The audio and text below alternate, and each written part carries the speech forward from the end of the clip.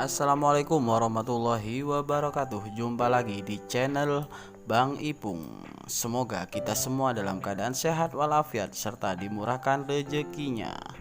Nah, pada kesempatan kali ini kita akan belajar bersama tentang prediksi soal P3K tahap 3 kompetensi teknis guru kelas SD atau PGSD. Semoga apa yang menjadi harapan kita semua yaitu lolos P3K, terutama teman-teman yang akan mengikuti P3K di tahap 3 nantinya akan menjadi ASN. Baik, untuk soal yang pertama, nanti kita akan membacakan soal dan membahasnya.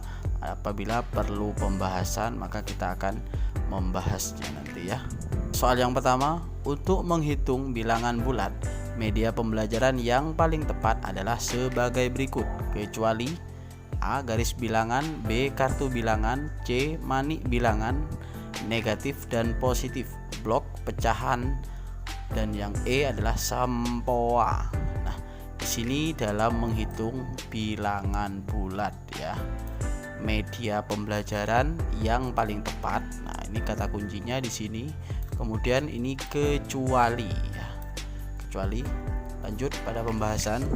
Media yang bisa digunakan untuk perhitungan bilangan bulat antara lain adalah manik-manik, ini, kemudian garis bilangan, kemudian kartu. Jadi yang bukan merupakan media pembelajaran bilangan bulat adalah blok pecahan. Jadi ini ya, kita jawab adalah D. Nanti ya betul, jawabannya adalah D. Kemudian kita soal yang kedua. Perhatikan bilangan berikut: 1/2, kemudian 4/5, kemudian 5/6, kemudian 1/3. Urutkan pecahan di atas dari yang terkecil. Ini dari yang terkecil ya, kata kuncinya adalah urutan dari yang terkecil ya. Dari yang terkecil kita membahasnya. Yang pertama langkahnya adalah kita samakan penyebutnya terlebih dahulu, yaitu 2, kemudian 5, kemudian 6, kemudian 3. Kita menggunakan KPK, yaitu KPK nya adalah 30.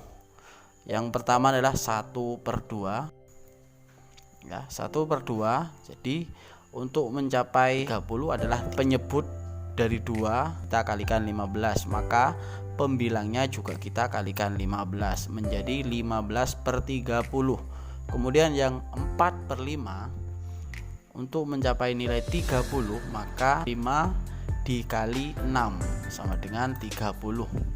Kemudian pembilangnya juga dikalikan dengan 6 maka menjadi 24/30. Kemudian lanjut yang 5/3.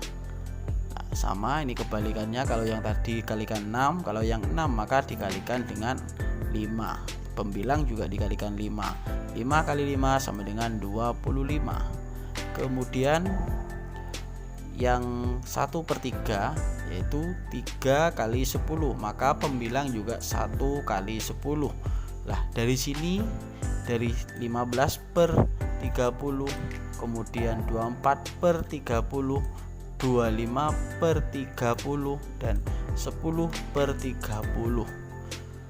Dari uraian pecahan di atas kita bisa mengurutkan pembilang dari yang terkecil, yaitu yang pertama ini 1, kemudian 2, kemudian ketiga, kemudian yang nomor 4. Di sini ya, maka urutannya adalah nomor 1 1/3. Kita cari, oh ini ada, ini 1/3. Kemudian yang kedua adalah 1/2. Kemudian yang ketiga adalah 4/5. Nah, kemudian yang terakhir adalah 5/6. Itu ya, di urutannya 1/3, maka jawabannya adalah yang B. Lanjut ke soal nomor 3. Keterpaduan usaha pertahanan untuk mencegah atau meniadakan niat dari pihak tertentu yang ingin menyerang Indonesia yang bertumpu pada instrumen politik, ekonomi, psikologi, teknologi, dan militer, merupakan fungsi sistem pertahanan negara, yaitu fungsi penangkalan, fungsi pemulihan, C. fungsi penindakan, D. fungsi pengembalian, E. fungsi pertahanan. Pembahasan di sini adalah fungsi penangkalan merupakan keterpaduan usaha pertahanan untuk mencegah atau meniadakan niat dari pihak tertentu yang ingin menyerang Indonesia, yang tertumpu pada instrumen politik, ekonomi, psikologi, teknologi, dan militer. Nah, di sini ya, keterpaduan usaha untuk mempertahankan, mencegah dari niat dari pihak tertentu yang bertumpu pada instrumen politik, ekonomi, psikologi, teknologi, militer. Yang di sini kita ada jawaban, yaitu nih, fungsi penangkalan. Ya, kita lihat jawabannya adalah A. Nah, di sini ya. Kemudian soal yang nomor 4, 3, 6, 9. Tentukan suku ke-23 dari baris bilangan di atas. Nah, di sini kita bisa menjawabnya, yaitu dengan U adalah urutan ke-23, sedangkan B adalah 6 min 3 sama dengan 9 min 6 sama dengan 3. Sedangkan A adalah 3. Sini ya. Kemudian rumus, kita menggunakan rumus U23, yaitu urutan ke-23, A N-1 kali B, yaitu A berapa tadi? A-nya 3, masuk di sini, plus 23 min 1 kali 3. Maka 3 plus ini karena min 1, maka menjadi 22 kali 3. Hasilnya adalah 66.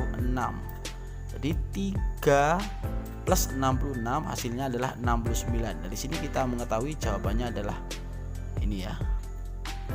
Ya, jawabannya adalah yang B. Kemudian lanjut soal ke nomor 5. Untuk menyusun surat pribadi, hal yang perlu kita perhatikan adalah menyertakan lampiran, bahasanya formal, memiliki nomor surat, bahasanya bebas dan mudah dimengerti, memiliki kepala surat, yaitu menyusun surat pribadi. Yang perlu, artinya yang perlu, garis bawahi. Sedangkan pada ciri-ciri surat pribadi adalah penggunaan bahasa bebas sesuai keinginan penulis. Berarti yang ini tidak ya. Nah, tidak perlu juga menentukan nomor surat, tidak ada. Format surat bebas. Kemudian tidak menggunakan kop surat atau kepala surat, ini tidak ada. Kemudian tidak ada nomor surat, ini juga tidak ada. Nah, dari sini ada antara menyertakan lampiran, bahasanya bebas dan mudah dimengerti.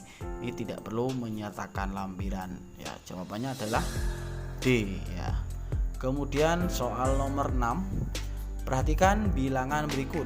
153 min 3 kemudian kali 15 ditambah 84 dibagi 4. Lah, kita tahu di sini antara perkalian, pembagian, dan penjumlahan juga pengurangan, itu yang lebih kuat adalah perkalian dan pembagian. Maka kita kurung di sini. Nah, begini. Kemudian yang ini juga, nah, ini seperti ini. Jadi menjadi 153 min 3 kali 15 plus 84 bagi 4. Jadi 3 kali 15 kita kerjakan dulu, kemudian ini juga kita bagi dulu. Pembahasannya, nah, jadi seperti ini ya. Nah, kata kuncinya seperti ini. 53 tetap min 45 dari mana? Dari 3 kali 15. Kemudian ditambah 21. 21 dari mana? Itu 84 dibagi 4. Hasilnya adalah 153 kurangi 45 yaitu hasilnya 108, ditambah 21 hasilnya 129. Nah, ini ketemu sudah hasilnya, yaitu jawabannya adalah C.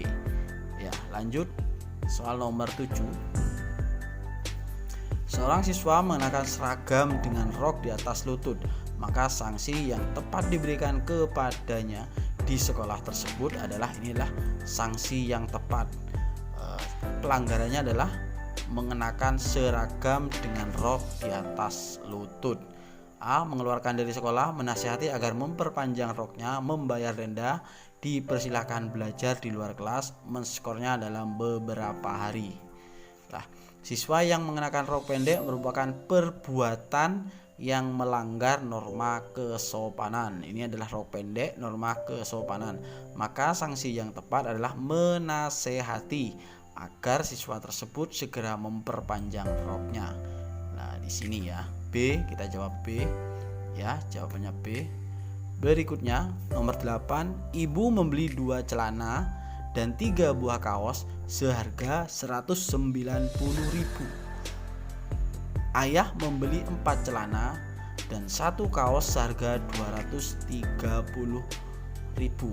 Berapakah harga celana? Yang ditanya adalah harga celana. Yang pertama 2 celana, kemudian 3 kaos, harganya 190.000. Kemudian yang bawah adalah 4 celana, kemudian 1 kaos.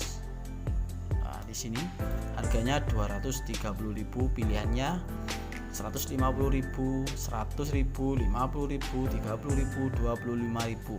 Yang ditanya adalah berapa harga celana. Kita anggap adalah celana adalah X, kemudian kaos adalah Y. Berarti 2X, kenapa tadi 2 celana plus 3Y, kaos adalah Y 3, sama dengan 190.000.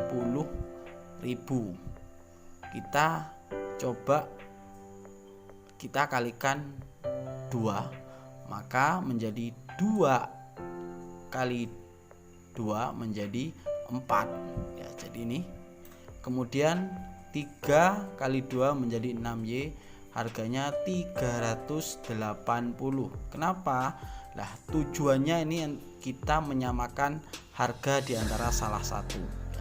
Bisa harga kaos, bisa harga celana. Nah, di sini saya menyamakan harga celana dulu. Ketika celana jumlahnya sekian, maka harganya akan mencapai sekian. Jika tadi 2 celana 3 kaos 190, maka ketika 4 celana dan 6 kaos adalah 380. Kemudian 4X plus Y. Kenapa 4? Ini adalah 4 celana, kemudian 1 kaos, harganya 230. Kita kalikan 1 saja, yaitu sama dengan tetap 230. Nah, di sini ada kesamaan 4 celana, kemudian di sini ada 6 kaos, ini 1 kaos ya. Lalu kita kurangi dari 380, nah, jadi 4X 6Y sama dengan 380 dikurangi 4X plus Y atau 1 kaos 230, sehingga menjadi 150. Apa 150 ini? Yaitu sisa kaos. Berarti harga 5 kaos itu adalah 150. Lah, untuk menentukan harga satuan kaos yaitu adalah Y, yaitu 150 dibagi ini 5 sama dengan 30. Jadi harga 1 kaos yaitu 30.000. Nah, sekarang kita sudah menemukan harga kaos adalah 30.000. Tinggal harga celana. Karena Y sudah kita temukan, maka mencari X dengan cara didistribusikan. 4X plus Y, tadi 4 celana plus Y sama dengan 230.000. Artinya 4X 4 celana ditambah kan harga kaosnya 30.000 tadi ya, kita masukkan 30.000, hasilnya adalah 230. Lah untuk menemukan ini berarti di 230 dikurangi 30 sama dengan 200. Lah jadi harga 4 celana adalah 200. Loh kok bisa? Lah kan tadi sudah kita kurangi dengan 1 kaos karena kaosnya 1. Kemudian jika X maka 200 dibagi 4 ini tadi sama dengan 50. Jadi harga celana, satu potong celana adalah 50.000. Lah ini sudah kita temukan. Kalau ada yang mau bertanya silakan diisi di kolom komentar. Maka jawabannya adalah C. Makna bebas dalam pemilu di Indonesia adalah setiap warga negara yang berhak memilih bebas memilih di mana saja. Bukan ini ya. Kemudian setiap warga negara yang berhak memilih bebas menentukan pilihannya tanpa tekanan dan paksaan dari siapapun. Nah ini mungkin akan pilihannya jatuh ke ini nanti ya. Kemudian yang ketiga C, setiap warga negara bebas memilih tanpa terikat umur. Bukan ya. Setiap pemilih dan partai politik peserta pemilu bebas dari kecurangan. Wah ini malah gak boleh ya. Kemudian setiap warga negara bebas untuk memilih atau tidak memilih. Makna bebas dalam pemilu di Indonesia adalah setiap warga negara yang berhak memilih bebas menentukan pilihannya tanpa tekanan dan paksaan dari siapapun. Maka jawabannya adalah B. Ya. Berikutnya soal nomor 10. Karakteristik perkembangan bahasa anak SD salah satunya adalah ketika siswa mampu menggunakan kata ya. A. Kata kerja, kata benda, kata baku, kata keterangan atau kata sifat. Anak di SD itu adalah mampu menggunakan kata sifat. Nah, itu SD. Kalau di TK itu kata benda. Lanjut. Ya betul, kata sifat. Lanjut ke nomor 11. Ciri-ciri karya sastra adalah A. Isinya berbentuk fakta, menggunakan data yang akurat, bahasa yang digunakan formal, mampu mempengaruhi emosi pembaca berdasarkan kejadian turun-temurun di satu daerah. Ciri khas sastra isinya berbentuk khayalan, ditulis dengan bahasa yang indah, menarik dan dapat mempengaruhi emosi pembacanya. Di sini yang ada adalah mampu mempengaruhi emosi pembacanya. Maka jawabannya adalah yang D ya. Cukup mudah sekali ya. Kita belajar bersama-sama, semoga kita mengasah otak kita ya. Nomor 12, bagi siswa kelas rendah kelas 1 dan 2 diawali dengan membaca nyaring yang diistilahkan dengan pengajaran membaca permulaan. Fokus dari membaca permulaan adalah siswa mampu memindahkan lambang-lambang bahasa tulis dengan pelafalan. B. Siswa mengerti maksud kalimat yang dibacanya. Siswa mampu membaca dengan benar nada setiap tanda baca pada bacaan. Yang D. Siswa mampu membaca dengan intonasi yang benar. Yang E. Siswa mampu membaca tanpa mengeja. Fokus dari membaca permulaan adalah siswa mampu memindahkan lambang bahasa tulis dengan pelafalan. Artinya A atau kata. Nih, membaca. Jadi bahasa tulis menjadi lafal, tulisan menjadi lafal. Maka mampu memindahkan lambang lain. Maka jawabannya adalah A. Oke, lanjut nomor 13. Perhatikan pengumuman berikut. Diberitahukan kepada seluruh calon penumpang bus Trans, kami beritahukan bahwa pada hari atau tanggal Rabu 12 Januari 2021 pelayanan dan jasa bus Trans diistirahatkan. Pesan dari pengumuman di atas adalah bus Trans kembali diizinkan beroperasi. Nah, kalau di sini kami beritahukan bahwa tanggal 12 Januari 2021 pelayanan dan jasa bus pelayanan, kemudian di sini diistirahatkan. Kata kuncinya adalah pelayanan jasa bus pada tanggal 12 Januari diistirahatkan. Bus Trans akan diistirahatkan pada 12 Januari 2021 karena berulang tahun. Apakah di sini ada alasan ulang tahun? Nah, di sini betul ya, karena ulang tahun. Kalau kita sering mengasah, maka saat kita mengerjakan soal akan lebih mudah dan cepat mengingatnya. Pembahasan isi pengumuman di atas adalah Pustran 12 Januari ya, karena ulang tahun. Jawaban adalah yang C. Ya, ini ya. Berikutnya, gunakan sifat distributif untuk menyelesaikan soal berikut. Sebenarnya kalau kita mengerjakan soal seperti ini ya cukup mudah ya. Caranya bagaimana? Kita jumlahkan ini dulu, kemudian kita kalikan. Nanti seperti ini. Pembahasan 4x25 tambah 15. Ini kalau ini menggunakan cara aslinya ya, cara distributif ya. 4 kali 25 ditambah 4 kali 15. 4 kali 25 adalah 100, 4 kali 15 adalah 60 sama dengan 160. Maka jawabannya adalah yang ini. Tapi kalau kita ingin menggunakan cara cepat, yaitu saya tadi itu. Jadi ini ditambahkan dulu, kemudian hasilnya dikalikan seperti ini ya. Jadi 4 tetap, 25 tambah 15 menjadi 40. Maka 4 kali 40, nah, ini hasilnya adalah 160. Ini adalah cara cepat ya. Karena kita hanya menjawab soal seperti ini, maka kita juga nggak perlu untuk menggunakan cara seperti ini. Tapi terserah Anda mana cara yang lebih mudah ya. Berikutnya nomor 15. Menerapkan setiap nilai yang ada pada Pancasila dalam kehidupan sehari-hari, termasuk kedudukan Pancasila sebagai landasan ideal tujuan bangsa, landasan konstitusional, cara pandang terhadap kehidupan bangsa, falsafah hidup. Ini menerapkan, ini kata kuncinya adalah menerapkan nilai pada Pancasila dalam kehidupan sehari-hari, yaitu sebagai landasan ideal. Ini menurut saya ini ya.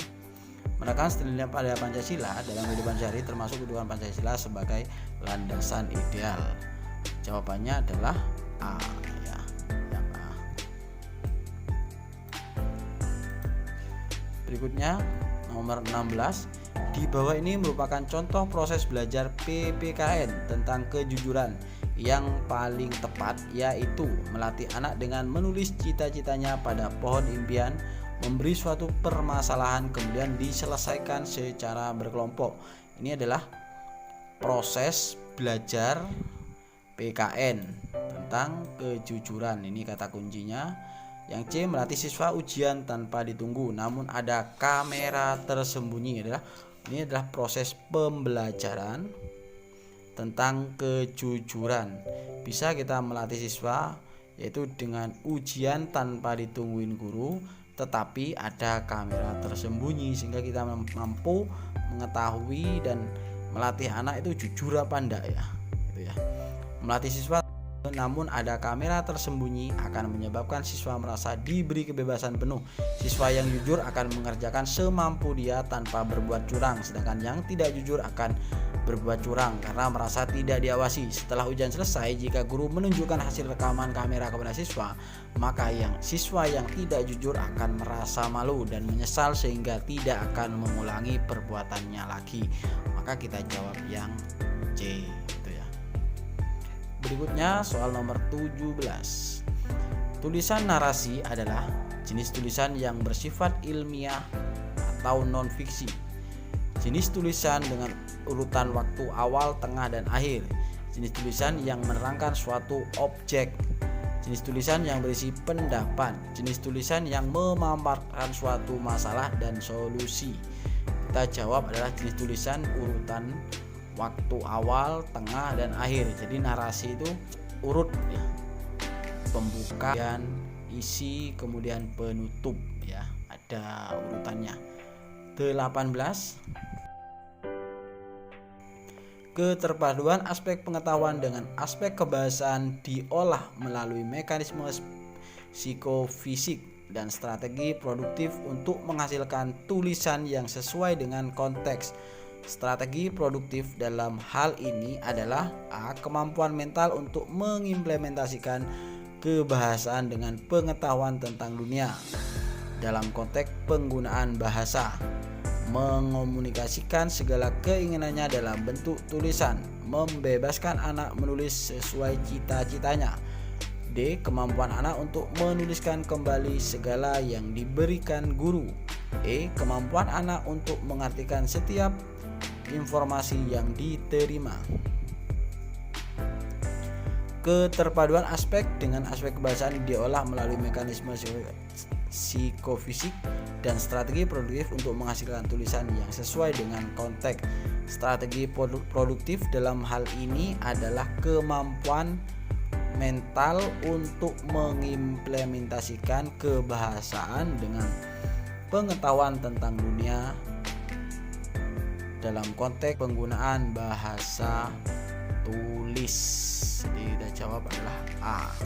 Kemudian langkah awal membuat parafrase puisi adalah memahami puisi, memisahkan setiap kalimat, menambahkan atau mengurangkan kata dan tanda baca. D. Mengubah puisi. E. Membaca puisi dengan nyaring. Kalau yang E jelas bukan ya. Membaca dan memahami puisi. Di sini ada memahami puisi. Maka jawabannya adalah A. Nomor 20. Berikut ini yang termasuk dalam unsur intrinsik prosa adalah nilai sosial, nilai moral, penulis, amanat, latar belakang. Berikut yang termasuk dalam unsur intrinsik. Ada intrinsik, ada ekstrinsik. Kalau in itu ada unsur yang ada dari dalam, kemudian kalau ekstrinsik adalah unsur yang dari luar. Meliputi tema, ini yang dari dalam, tema, amanat, watak, tokoh, dan alur cerita. Ini adalah unsur intrinsik. Maka jawabannya adalah D ya. Kalau penulis ini adalah ekstrinsik ya. Latar belakang juga ekstrinsik. Kemudian nilai moral dan nilai sosial ini adalah amanat yang terkandungnya. Kemudian lanjut ke 21. Rancangan pembelajaran matematika bangun ruang yang sesuai dengan prinsip dan teori pembelajaran pada tahap ekonik, yaitu tahap itu ada 3 ya. A. Menggambarkan bangun ruang di papan tulis. B. Membayangkan bangun ruang dari ciri-ciri yang telah diberikan. C. Menunjukkan contoh bangun ruang yang ada di ruang kelas. D. Menjelaskan ciri-ciri dan bangun ruang. E. Membuat kerangka bangun ruang menggunakan kawat. Ingat di sini adalah rancangan pembelajaran matematika bangun ruang, prinsip dan teori ini ya. Kemudian tahap ekonik ini ikon ya. Berarti ini menurut teori Brenner. Teori yang pertama adalah enaktif atau tahap kegiatan, kemudian ikonik adalah menggambarkan atau bayangan, kemudian simbolik adalah tahap mengenal simbol. Jadi tahap ikonik yaitu tahap belajar menggunakan gambar. Nah, ini sudah jelas. Maka jawabannya adalah A, menggambarkan bangun ruang di papan tulis. Jadi tahap menggunakan gambar. Kemudian daftar pustaka merupakan bagian dari makalah yang berisikan A. Daftar buku yang digunakan untuk menyusun makalah. Nah, ini masuk ya. Daftar sumber rujukan yang digunakan untuk menyusun makalah. Daftar narasumber yang diwawancarai. Ini bukan ya, tidak salah. Daftar kata-kata sulit. Ini juga bukan. Daftar istilah asing. Ini juga bukan. Daftar sumber rujukan. Daftar buku, saya cenderung daftar rujukan ya, yang digunakan untuk menyusun makalah. Kalau ini adalah rujukan atau referensi ini ya, maka jawabannya adalah yang B. Ini yang lebih jelas adalah rujukan atau referensi ya. Kita mengutip dari buku A, buku B. Jadi itu udah yang masuk dalam daftar pustaka. Lanjut ke nomor 23. Rancangan kegiatan bergradasi yang bisa dilakukan siswa untuk mempelajari masalah volume bangun sesuai dengan prinsip-prinsip dan teori pembelajaran matematika adalah A. Melihat kotak kapur, mengukur ukuran panjang. Ingat di sini adalah rancangan kegiatan bergradasi. Kemudian di sini adalah volume bangun sesuai dengan prinsip dan teori pembelajaran matematika. Ini ya. Rancangan kegiatan bergradasi, kemudian prinsip dan teori pembelajaran matematika. B. Mengukur panjang, lebar, dan tinggi, membuat sketsa.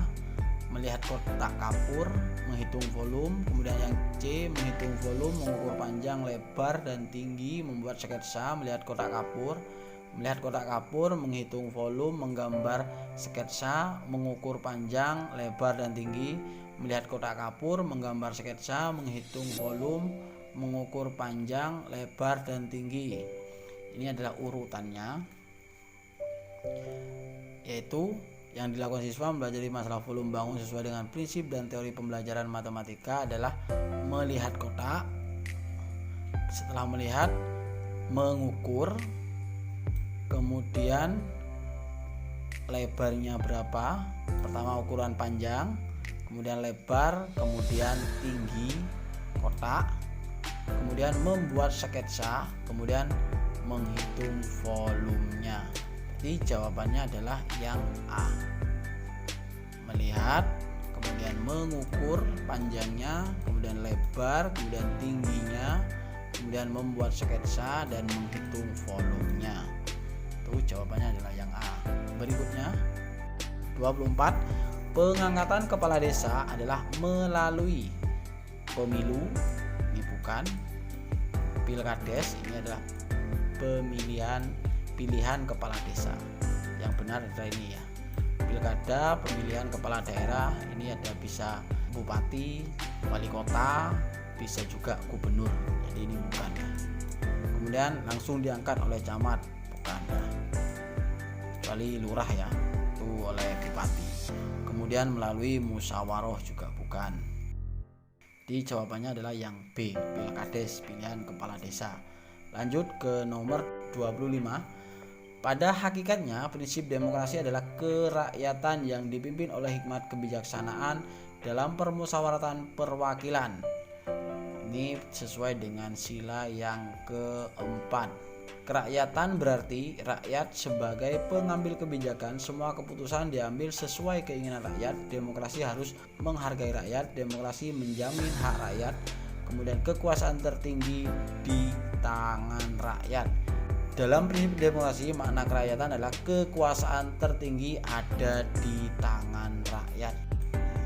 Kerakyatan melalui wakil rakyatnya, dalam hal ini itu DPR, DPR RI, kepala daerah, itu adalah wakil rakyat kita. Jadi jawabannya adalah yang E. Nomor 26. Jarak kota Yogyakarta ke Magelang pada sebuah peta adalah 4,7 cm. Jika skala yang dipergunakan peta tersebut adalah 1:500.000, berapakah jarak kota Yogyakarta ke Magelang sesungguhnya? Kita hitung.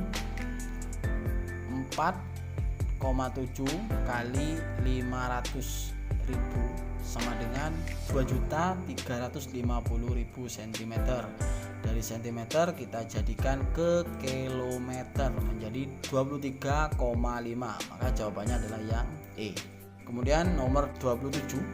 Indonesia menganut prinsip politik luar negeri yang bebas aktif. Maka bebas berarti bebas memihak negara manapun, bebas untuk membuat kebijakan yang menguntungkan Indonesia, bebas menentukan kebijakan terhadap investor asing, bebas melakukan kerjasama dengan negara manapun, bebas memihak segala asing yang sesuai dengan kepribadian bangsa. Indonesia menganut prinsip politik luar negeri yang bebas aktif. Mana bebas berarti bebas memihak negara asing yang sesuai dengan kepribadian bangsa. Jadi kita jawab yang E. nomor 28. Berikut ini merupakan sifat jajar genjang kecuali jumlah sudutnya 360 derajat. Ini betul ya. Jumlah dua sudut yang berdekatan adalah 180 derajat. Ini juga betul. Kemudian ini betul ya. Kemudian ini yang betul. Mempunyai dua pasang sisi sejajar, ya, mempunyai dua sisi pasang. Besar keempat sudutnya sama. Udah ya. Tidak sama ya. Yang sama itu yang berhadapan. Sudut yang berhadapan sama besar. Ini berarti kita jawab adalah D. Jadi ciri-ciri jajar genjang itu sudutnya 360 derajat dan 360 derajat. Kemudian jumlah dua sudut yang berdekatan 180 derajat dan 180 derajat. Kemudian mempunyai dua pasang sisi sejajar. Kemudian sudut yang berhadapan sama besar, ya ini ya, 180 derajat, 180 derajat, 360 derajat, 360 derajat. Maka jawabannya adalah yang D. Berikutnya 29. Presiden dan menteri termasuk berada di dalam kekuasaan yudikatif, legislatif, eksekutif, Mahkamah Agung, pemerintah. Kalau yudikatif itu adalah Mahkamah Agung atau kehakiman. Kalau legislatif adalah DPR. Kemudian eksekutif adalah presiden, menteri. Kemudian Mahkamah Agung tetap Mahkamah Agung. Kemudian pemerintah ya yang ada di dalam pemerintahan itu ya. Maka presiden dan menteri termasuk dalam eksekutif. 30. Pancasila sebagai penentu arah dan cita-cita dalam bangsa Indonesia. Merupakan fungsi Pancasila sebagai dasar negara. Ya. Jawabannya adalah C. Baik, terima kasih. Itu saja 30 soal prediksi P3K tahap 3. Semoga bermanfaat bagi kita semuanya. Amin ya robbal alamin. Terima kasih sudah mengikuti channel kami. Semoga kita semua bisa lulus P3K di tahap 3. Assalamualaikum warahmatullahi wabarakatuh.